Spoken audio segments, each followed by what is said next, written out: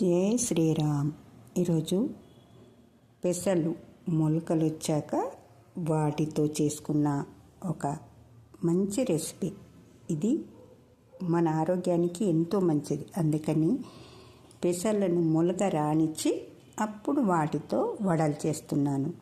ఇవి మన ఆరోగ్యానికి ఎంతో మంచిది. అందుకని మనకు మొలకలు తినమని చెప్తున్నారు కదా, ఊరికే ఉట్టి మొలకలు తింటే ఏం టేస్ట్ అనిపిస్తుంది. అందుకని అప్పుడప్పుడు ఇలా వాటిని వడల్లాగా చేసుకొని తినండి. మొలక వచ్చింది కనుక మనకి అందులో గ్యాస్ ఉండదు, గ్యాస్ అని బాధ కూడా ఉండదు.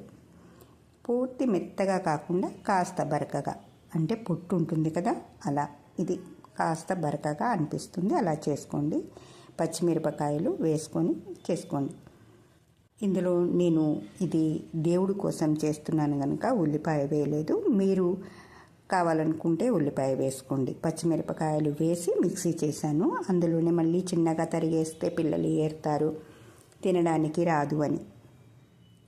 మిక్సీ చేయడం వల్ల ఏమవుతుంది, ఇంకా ఏరే ప్రసక్తి ఉండదు, అలాగే మెత్తగా కూడా దంగుతుంది. అందుకే అందులోనే పెసాలన్నీ మిర్చి కూడా వేసి మిక్సీ చేశాను.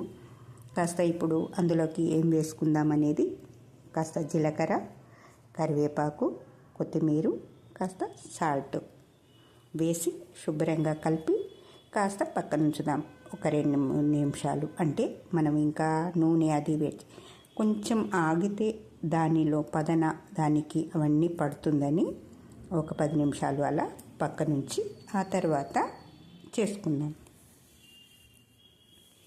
మనము అంటే మన కంగారు ఉంటే అప్పుడే స్టవ్ ఇటు ఒక దిక్కు అటు ఒక దిక్కు చేసే తొందర ఉంటుంది కదా.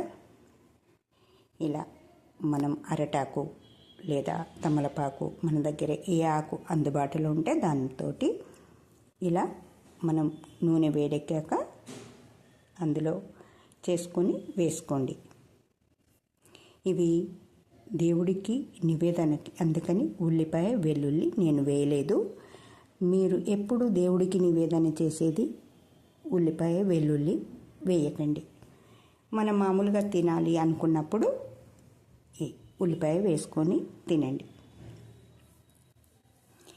నేను ఎక్కువ ఇలా అంటే ప్రోటీన్స్ ఉన్నాయి, మనకి దేవుడికి నివేదన చేసేటి చూపెడుతున్నాను కదా, అందుకని మీకు ఇందులో ఉల్లిపాయ లేదు అలా అని అనుకోవద్దు.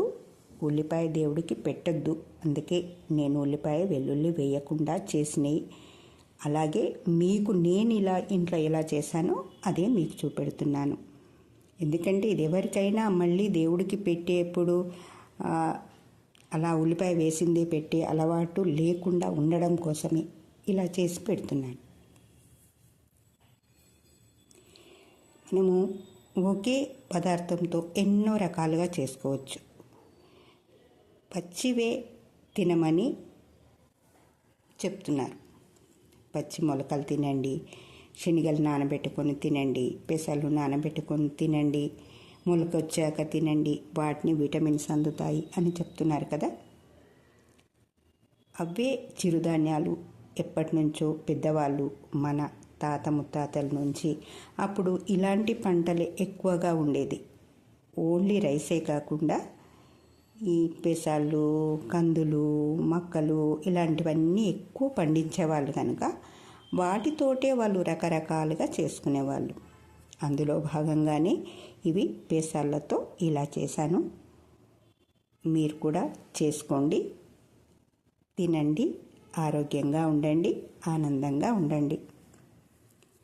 చూశారు కదా, కొంచెం బ్రౌన్ వచ్చేంత వరకు ఫుల్ మంట పెట్టుకోవద్దు, ఎప్పుడు మీడియంలోనే, అంటే పూర్తి చిన్నగా కాకుండా పూర్తిగా పెద్దగా కాకుండా పెట్టుకోండి. నిదానంగా కాలుతుంది, అప్పుడు టేస్టీగా కూడా ఉంటాయి, లోపటికంట కాలుతాయి. చూడండి, బాగుంది కదా, తినండి, ఇక మీదే ఆలస్యం. హాయ్ ఫ్రెండ్స్, నా వీడియోలు చూస్తున్నందుకు థ్యాంక్ యూ, నన్ను ఆదరిస్తున్నందుకు థ్యాంక్ యూ. మీకు ఇంకా ఏమైనా కావాలంటే నాకు కామెంట్ చేయండి, నేను వాటి గురించి కూడా చేసి చూపెడతాను. ఇప్పటికీ ఇవి చేసుకొని తినండి, మీ పిల్లలకు పెట్టండి, ఆరోగ్యంగా ఉండండి, ఆనందంగా ఉండండి. మళ్ళీ కలుద్దాం ఇంకో వీడియోతో.